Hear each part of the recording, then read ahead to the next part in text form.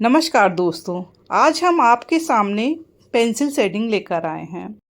दोस्तों, हमारा वीडियो देखिए और हमारे साथ बनाइए। कुछ हम पहले बना चुके हैं, उसके बारे में आपको बता रहे हैं। ग्राफ कैसे बनाना है, जो हमें जिससे चित्र से हमें बनाना है और जिस पेपर पे बनाना है उसकी लंबाई चौड़ाई देखिए, हमें कितना उससे बड़ा चित्र बनाना है या छोटा बनाना है। ग्राफ उसी के हिसाब से पड़ता है। अगर हमें उससे जस्ट डबल बनाना है तो हम दोगुना ग्राफ रखेंगे चित्र से। दोगुना ग्राफ हम पेपर पे रखेंगे जिस पेपर पर हमें चित्र बनाना है। इस तरीके से हम ग्राफ खींच कर फिर उस पर नंबर करेंगे। 1 2 3 जितने भी ग्राफ हैं सब पर नंबर डालेंगे। पहले ऊपर लंबाई में, फिर साइड में, दोनों साइड ही नंबर पड़ेंगे, जिससे हमें बनाने में आराम रहता है। और आँख ओंठ पर थोड़ा सा बारीक करना होता है तो हम ग्राफ में ही क्रॉस बना देते हैं। चित्र में पहले बनाते हैं, फिर हम पेपर पे बनाते हैं जिस पेपर पर हम चित्र बना रहे हैं। ऐसे हमारा चित्र बहुत अच्छा बनता है, बिल्कुल सही बनता है। चित्र के नंबर देखकर और पेपर के नंबर देखकर, दोनों के नंबर देखकर फिर हम स्केचिंग कर लेते हैं। स्केचिंग करने के बाद हम ग्राफ मिटाते हैं। ग्राफ मिटाने के लिए रबड़ को कट कर लेते हैं, थोड़ा सा नुकीला बना लेते हैं, या नई रबड़ हो तो कोई बात नहीं। उसे बस लाइनें लाइनें मिटाते हैं रबड़ दबाकर, जिससे हमारा चित्र पूरा बना रहता है और लाइनें ही हमारी मिटती हैं। जो हमने नंबर डाले थे ग्राफ पर वो हमको नहीं मिटाने हैं। वो हमको चित्र बिल्कुल हमारा पूरा कंप्लीट हो जाए, शेडिंग भी हो जाए, तब हमको मिटाना चाहिए। कभी कभार ऐसा होता है कि ग्राफ मिटाने के बाद, शेडिंग के बाद भी हमें कुछ गलत लगता है, तो अगर नंबर पड़े हैं तो उसको देखकर हम सही कर लेते हैं अपना चित्र। इसलिए नंबर जो हमने ग्राफ पे नंबर डाले वो बिल्कुल हमारा चित्र फाइनल हो जाए तब हमें मिटाने चाहिए। शेडिंग पेंसिल का किट भी आता है और आप अलग से भी अप्सरा शेडिंग पेंसिल ले सकते हैं। 8V 6V और 2V या 4V, इस तरीके से। जहाँ पर ज़्यादा डार्क है आप 8V लगाओ, और जहाँ पर थोड़ा सा कम डार्क है 6V, उसके बाद थोड़ा कम डार्क 4V या 2V। इस तरीके से हम पेंसिल का इस्तेमाल करते हैं। शेडिंग देने में भी पेंसिल में थोड़ा सा गति होना चाहिए। पेंसिल में खास तौर पे जब हम बाल बनाते हैं तो लाइनें सब जानदार होनी चाहिए, उनमें मूवमेंट होना चाहिए, रुक रुक के नहीं बनानी चाहिए। कलाई को जैसे आप देख रहे हो, कलाई को थोड़ा सा घुमा के लाइनें बनाएंगे तब लाइनों में जान आएगी, लाइनें अच्छी लगेंगी। बाल बनाने में खासकर ये ध्यान रखना है। जहाँ पर शेडिंग हमें मिक्स करनी है वहाँ पर पेंसिल को थोड़ा सा पट करके चलाना है, जिससे शेडिंग पूरी मिक्स हो जाए। और जहाँ पर लाइन बनानी है आँखों में या होठों पे, जहाँ पर आउटलाइन बनानी है वहाँ पर हमें खड़ी पेंसिल चलानी है, जिससे हमारी लाइन क्लियर बने। बालों पर छाया पड़ती है वहाँ पर लाइट शेड आता है, लाइट पड़ती है। और जहाँ पर रोशनी कम होती है, थोड़ा सा दबा होता है, वहाँ पर डार्क होता है। इसी तरीके से हम शेडिंग देते हैं, लाइट और डार्क मिला के। स्केचिंग से पूरी डिटेल निकाल कर ही हम शेडिंग शुरू करते हैं, नहीं तो फिर शेडिंग शुरू कर दी फिर स्केचिंग नहीं हो पाती है। स्केचिंग करने के बाद ही शेडिंग शुरू करते हैं।